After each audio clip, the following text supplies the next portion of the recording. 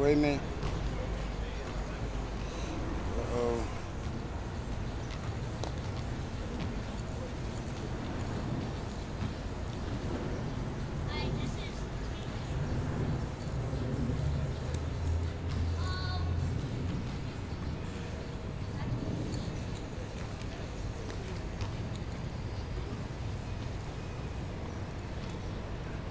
Thank you, sir. You're welcome. So, who else was in the crew?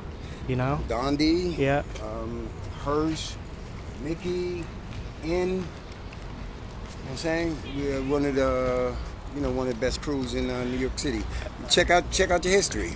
And how many kind of cats were featured in like the Subway Art or? Not many, because we was writing before Subway Art. Yeah. Actually came out. I think Dondi and Duro kind of represented us. Yeah. In Subway Art. We're traditional. We're like the first. Yeah.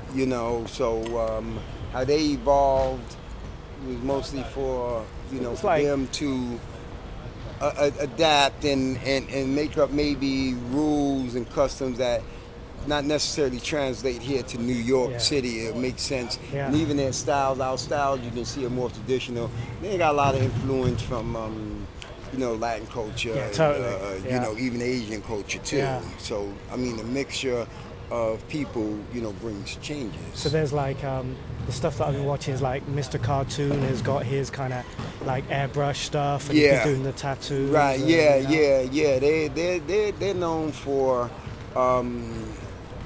like more like straight, sort of very much close to English calligraphy. Now they're working with that. Kind of stuff there. And the scale seems like bigger because like the infrastructure, they don't have trains so much. So right.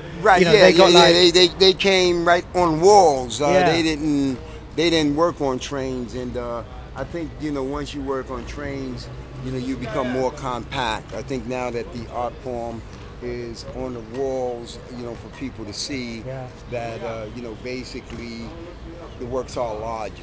What's the difference between doing like a piece like this here and like if you were doing something like this on a train, right? Like what's the kind of difference apart from like the whole difference is, basically your intensity and the intensity part of actually painting,